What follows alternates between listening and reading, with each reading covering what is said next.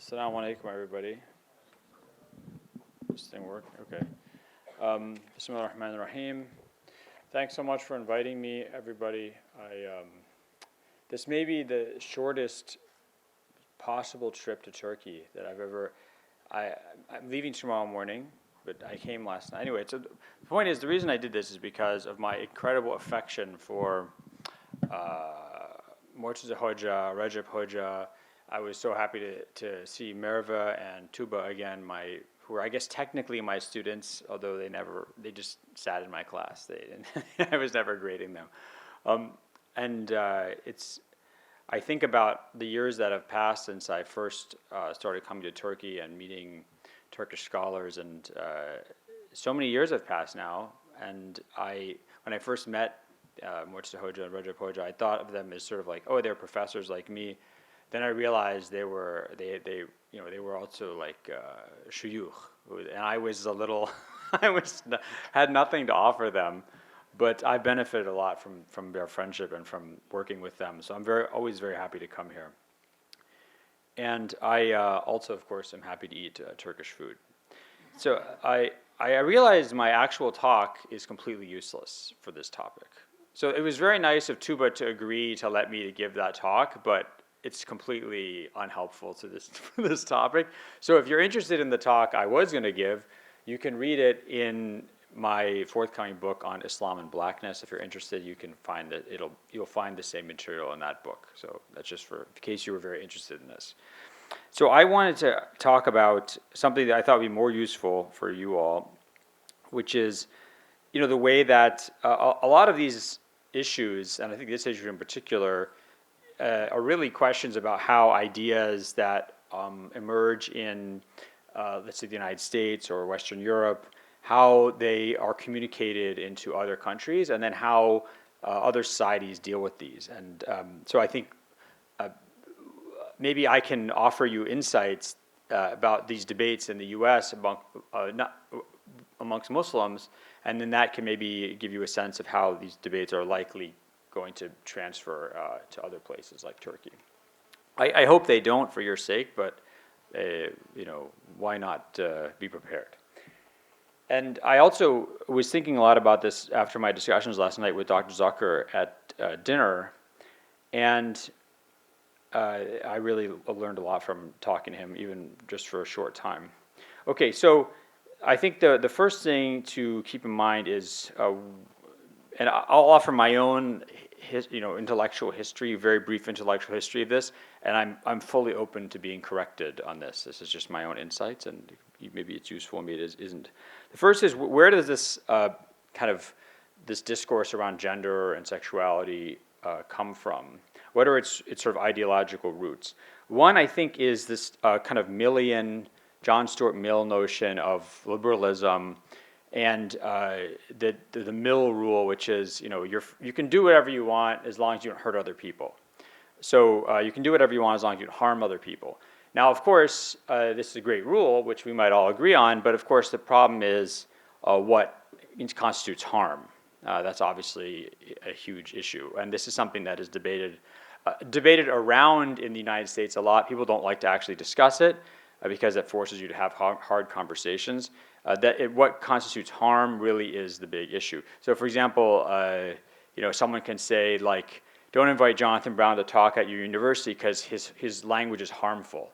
Like, the things I say are actually going to hurt people. So this is obviously huge assumptions about what harm means in this case. So the first is the notion that you can do whatever you want as long as you don't harm anybody.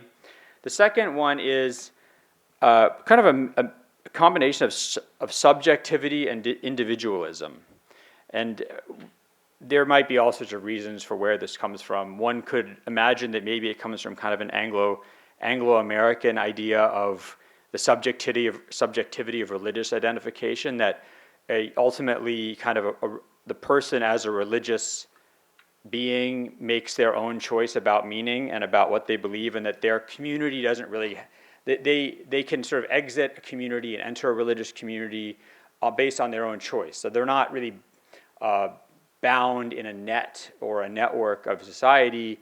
They kind of make their own subjective religious choices about meaning, and then Other people, they might not agree with that, but they kind of have to respect that it's ultimately a person's choice about what their religious identity is. And you could also maybe link this to just individualism, which is, of course, a major theme in American society and just generally Western society overall, which has become more and more influential and more dominant, especially as phenomena like urbanization occur, and then, of course, first the breakdown into nuclear families and breakdown of nuclear families, that more and more it's just individuals are like these atoms just sort of floating through a society, and every atom, every person making all their own choices about what they mean, what means something to them, who they are, in a way where, and no one else has a right to sort of question that or to even to necessarily judge that. And the last, I think, pillar is the idea of diversity and embracing diversity. Now, this isn't, the things I'm talking about are not necessarily always bad, right? There might be very good things about individualism and bad things. There might be good things about the mill rule of liberalism and bad things. There are good things about accepting diversity, and there's bad things, right? But certainly the idea of diversity is very important, especially the idea of diversity as a recognition of difference in body. The idea that the things that we recognize in terms of diversity are not necessarily, interestingly, intellectual, right? So there's, oddly enough, the Western Academy or the American Academy is very, it's not diverse intellectually. It's getting less and less diverse in terms of thought. You increasingly have to say certain things and have to believe certain things. And if you don't, then your ideas are determined, or your beliefs are determined to be harmful, and therefore they should be excluded from discussion. But in terms of physical diversity, like diversity of skin color, diversity of gender, diversity of all, this kind of diversity is embraced and should be promoted more and more, right? Okay, so why do these things come together on the issue of gender and sexuality is, and this is something that Dr. Zucker was talking about last night, which is this idea of the major campaign, especially in the 1980s and 90s, of the gay rights movement in the United States, was the idea of being born this way, quote unquote, born this way. There's even a Lady Gaga song called "Born This Way," I think, right? So that, so why should you accept gay people? Why is homosexuality fine? Because just like somebody is born black or born white or born man or born woman or born Chinese or born American, right? Some people are born gay, and that's not a big deal. That's not their choice. They can't be judged for it. It's not a medical problem. And by the way, they're not hurting anybody, so why should you care, right? Now, the weird thing about the question of, let's say, transgenderism or gender dysphoria, however we want to discuss it, is that it actually breaks with a lot of these assumptions. And please correct me if I'm wrong, Dr. Zucker. If you think I'm getting these ideas wrong, you can raise your hand and say this is nonsense here. One idea is this idea of queer theory, which says that essentially things like sexuality, attraction, gender identity are entirely determined by the individual and can be explored and changed. And that goes completely against the idea of being born a certain way. So this actually undermines, and you can see writing about this if you read queer theorists. This is actually very threatening to a lot of lesbian and gay discourse over the past 30 years, which has said, no, you can't change this. This is not something you can change. This is something you're born with. We've been saying that for 30 years now. And to say that you can come on and explore these different ideas, that these ideas can change over time as you explore them or as your own subjectivity changes, that's very dangerous. That actually militates against these ideas. The second one, and this is, I think, intellectually for me the most interesting, is this idea that, yes, you can be born a certain way, but what you're born at is not actually determined by your body. So when it comes to things like sexual attraction or sexual orientation, this is thought of as a kind of a biological reality. And so what was it that this scholar was saying, that liberals hate biology in everything except gender and sexuality, right? Is that correct?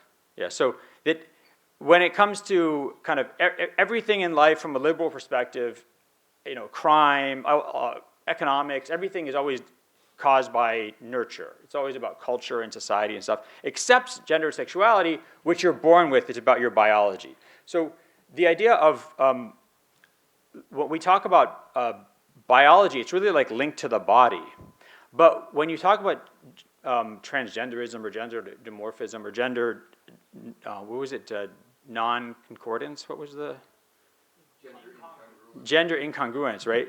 That's actually, it's still sticking with this notion of biology, but now it's almost this separation of the body and subjectivity, where you're born, but you're born with an identity that doesn't fit with your body, which kind of gets into all sorts of questions about what it is actually that's disagreeing with your body. Is it like your soul? Is it a soul? Like, do we have souls now suddenly we're talking about? Is it what? Is it your psychology? But what is your psychology? Is your psychology something other than brain chemistry? Because if it's your brain chemistry, then that's part of your body. So is subjectivity something that's not reducible to the biology or to the physics of the body, or is something that?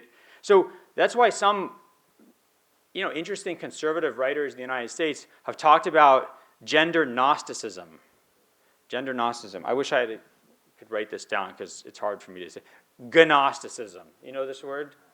Like Gnostics? Okay, we can thank our Greek friends for giving us this term.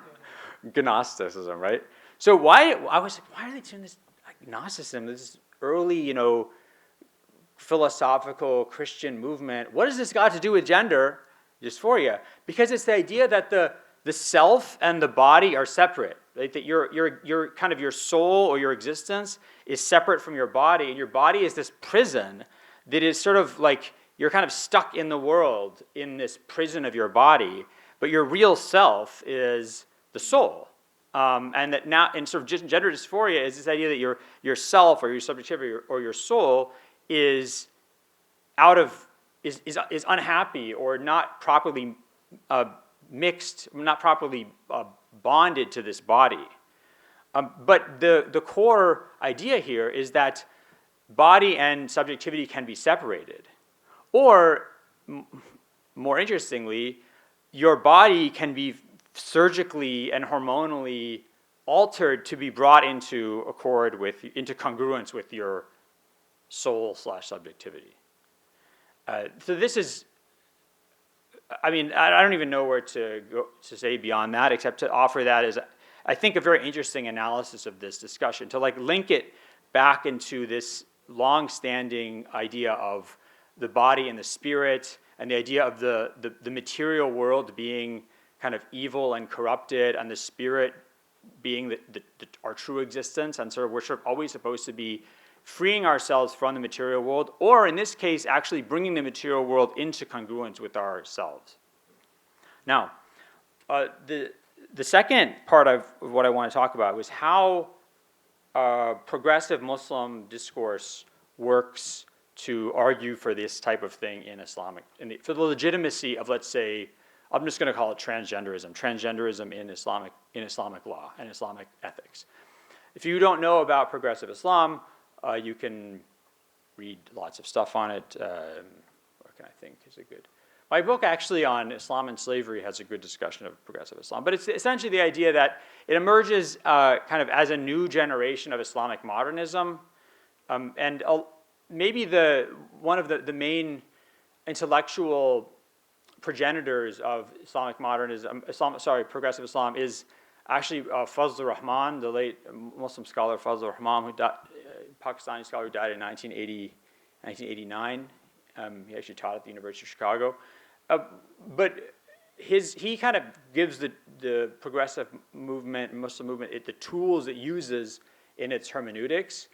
But the actual kind of ethos or motivation comes from kind of a post 9/11 idea of Islam kind of has been hijacked by conservatism, by violence, by politicization, and that Islam actually is a movement of justice, of equality, And when I say justice and equality, especially gender justice and gender equality, these are crucial ideas. Maybe the most crucial ideas in progressive Islam are that things like gender and sexuality and equality are just gender equality, sexual equality, and the acceptance of the LGBTQ agenda are like fixed points. They're axiomatic for the progressive Muslim movement. Everything, any understanding of Islam has to be tailored to accept these things. Does everybody understand?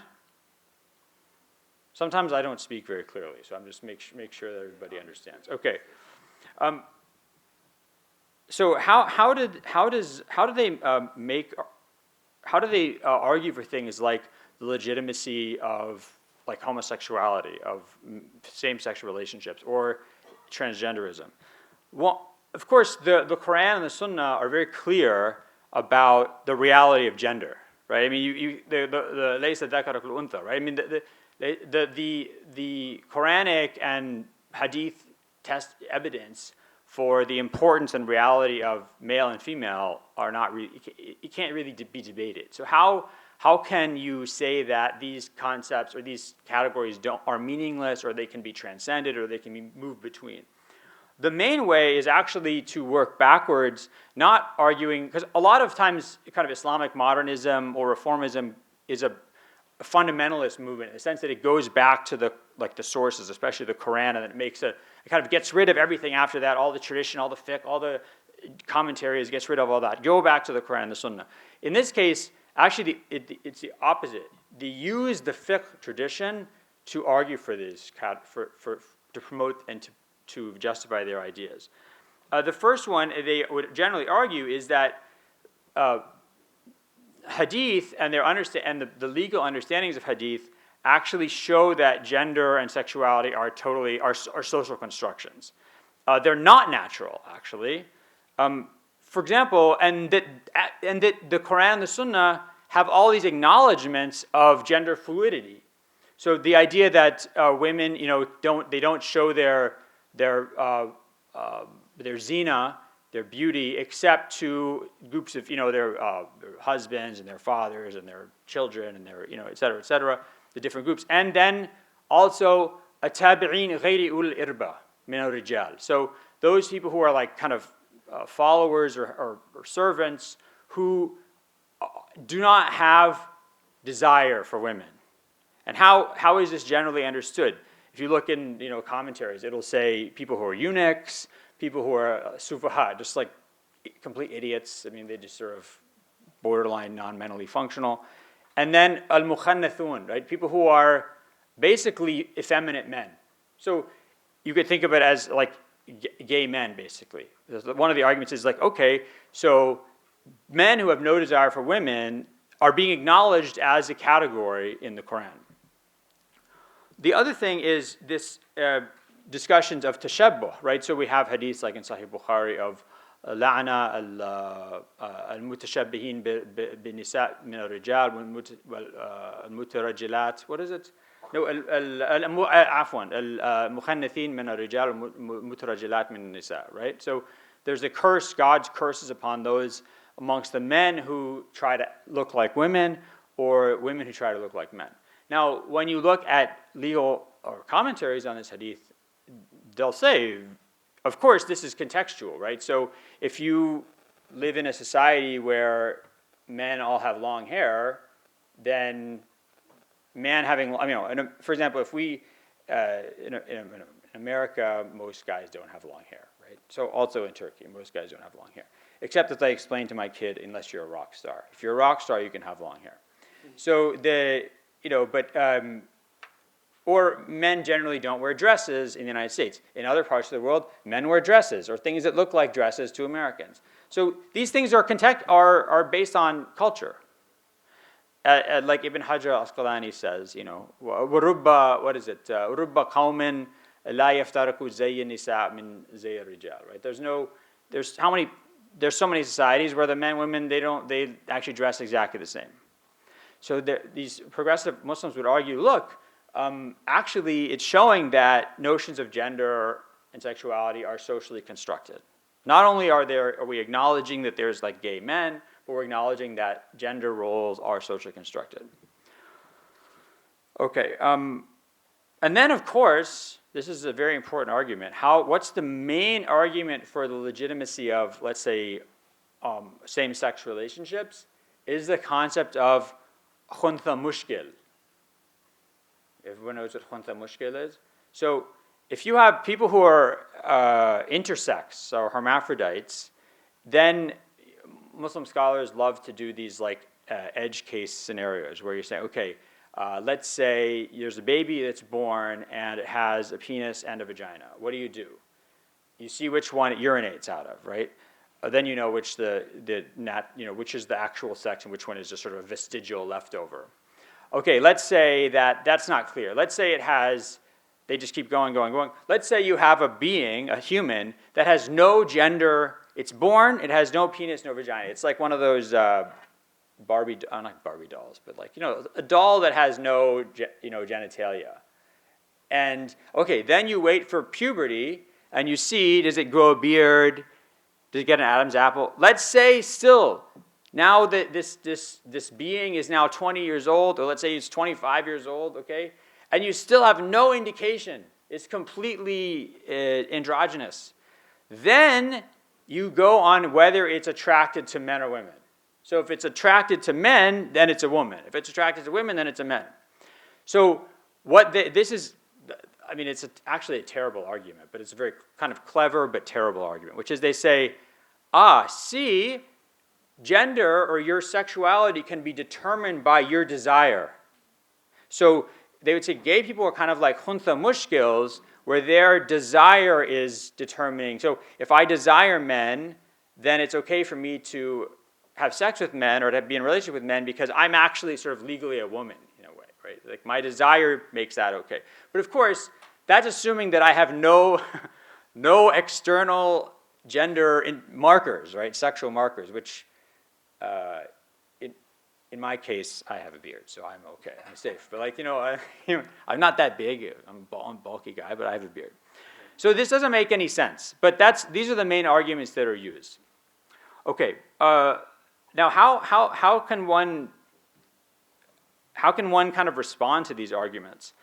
I think some of the responses can be like the ones I just made, which is that some of these legal fiqh arguments are completely misplaced. I mean, it's like taking something, that is in reality almost impossible, but is like a theoretical, kind of a figment of a theoretical argument that jurists are making, and then they take this like fara, it's like fara, it's like the branch of a branch of a branch of taqdiri fiqh, and they make that into like an asl of gender and sexuality. So that's one argument.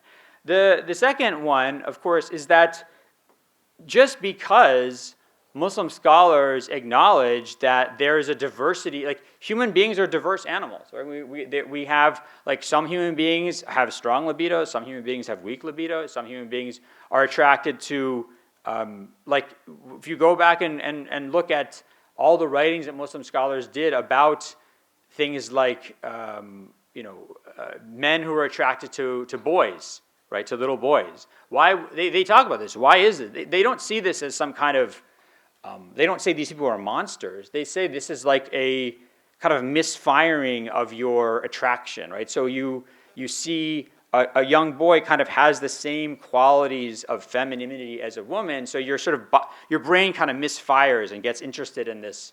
You're attracted to the boy, but it's not because you're like a monster or Satan or something like that. It's just that you're getting confused in like where feminine beauty is located. So Muslim scholars, of course, they talked about all these different possibilities, and how to deal with them. Like, should you put a like niqab on a beautiful boy? Or is it that it's haram for a guy even to look at beautiful boys because they might get they might be tempted or something. So Muslim scholars talked about all these things, but at no point did that mean that they considered this kind of sexual activity to be legitimate. At no point did they consider it to be legitimate. Second, because First of all, and when it comes to sort of gender identity or transgenderism, that there's there's nusus about this. There's Quranic verses and clear rulings in the Sunnah of the Prophet, ﷺ, which show that there are differences between men and women. There's difference in aura, in what your nudity is. There's difference in tahrim, and what parts of your body you cover, what parts of your body you don't cover, and who you can be around, and who you can marry, right?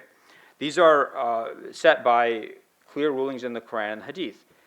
And finally, and I think this is very important, and I think maybe like Rajab Hoja could probably talk more about this from an ethical concept, that the understanding of human beings in the Sharia is a much more natural understanding. I mean, it's not Gnostic.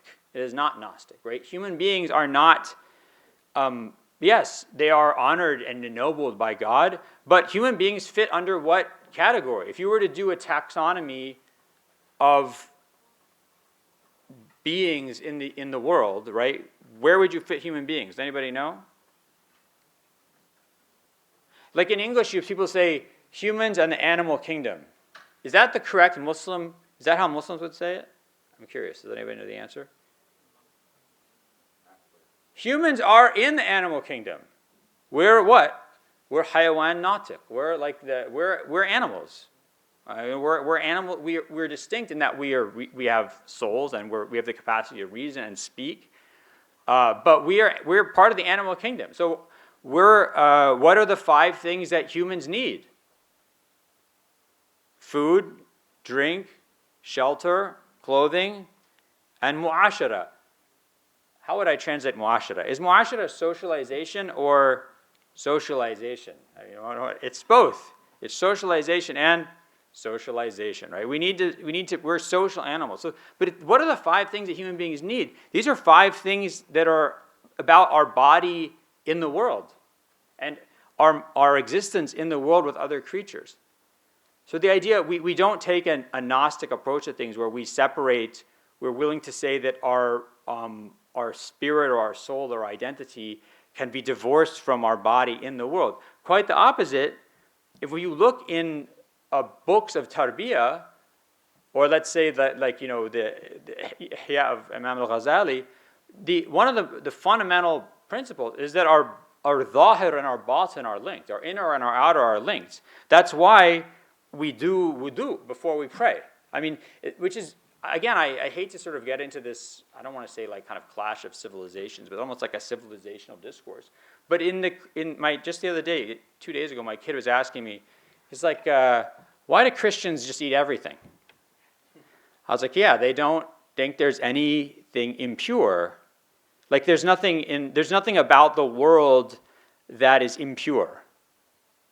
But the kind of the soul and your internal existence is in a way unrelated to the world outside you. The impurity and purity is entirely internal to your soul, and there's nothing about that in the world outside you. Whereas for Muslims, we think, no, there's this link between purity in the world around us and purity in our soul. Impurity in the world around us and impurity in our soul. And so we have to orient ourselves, even if it's like symbolically, we have to orient ourselves towards like outer purity and inner purity. And when we purify ourselves externally, that helps us purify ourselves internally, right? So we don't believe in a Gnostic separation between of body and soul.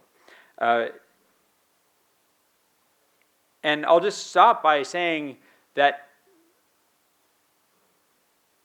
Rajab Hoja asked me to tell this story, because he remembers this story. So when my children were 4, so now the older one's in 9, I think, and the younger one, when they were 4, the older one was 4, there was a girl in our neighborhood they used to play with. So the girl was 4, my kid was 4, right? And they would play together all the time. And then the mother said, one day, she said, my daughter's becoming a boy. Her name is now a guy's name, and you have to call her this name. And, it was interesting because my response and my wife's response, it wasn't, I didn't sit there and say, oh, well, I'm Muslim and I believe this, so I have to say that. Like, I'll tell you what my response was motivated by. I didn't have any like cousins or anything like that. I have no cousins. Isn't that weird? Like my family tree is like this, and then now it's going like that, but it's like this, okay? I have no cousins. I wasn't around children. I didn't know, you have to teach children, like they'll ask, like, what is this thing between my legs? I'd be like, well, that's, I'll say in like Arabic, like, it's your deldul, like a dhakar, right? Well, what's it for? It's for, going to the bathroom, and then later on in life use it for other things. I said, well, other people don't have this. Girls don't have this. Yes, girls don't have dildos, right? And so then well, how do I know if someone's a boy or a girl? Well, you can see like, girls have long hair and they wear dresses and they wear like purple stuff, and guys have short hair and they, usually hitting each other or stuff like that. You can tell like these are, and so there was months of this around that same time. Every time I would go to the bathroom with my kid and take him to the bathroom, he would ask me like, what's this? And all I could think about when this other mother was telling us about how her child was becoming a boy was how I was going to have to go and tell my child that everything I told him was not true, right? I was like, actually, everything I told you is actually completely fluid, and someone can change their mind. And that was, the idea of that was just so exhausting to me that was my first reaction. I was like, this is just unfeasible, right? So I think the real, and this is a debate that's occurring in the United States and in the UK now, even in my own school district. This debate happens all the time now, which is schools in my area are all Democratic. The school boards are all run by the Democratic Party. So in America, the ultimate example of democracy is the school boards, which are local school boards, are elected. It's not even by states. It's not by the federal government or the state government. It's actually county by county sets their own curriculum. But in my area, it's the Democratic Party. The Democratic Party is completely invested and has bought in completely to the total LGBTQ agenda. So teachers will do things like read books to kindergartners in my school district about transgender kids. Like, imagine kindergartners hearing this, or 4-year-old, and a lot of parents are very upset. Not even necessarily religious parents or conservative parents, but parents who just say, this is ridiculous. Like, we have basic units in our lives, and gender is one of them, and we don't want our children being confused about this issue. So I think it's a very interesting time right now, because this is going to be maybe an inflection point on some of these social issues, not only because it's getting to the point of complete impracticality, but also because, as I said before, there's actually internal contradiction between the LGBT arguments that were made in the 1990s and 2000s about sexual orientation and desire, and ideas about queerness and gender identity, which are, as I said before, not based on the idea about being born a certain way, or they're based on the idea that your body and your desires can be out of sync. So there's like an internal contradiction, and that might also mean that there'll be like some kind of new synthesis in a Hegelian sense from this tension. Okay, thank you very much.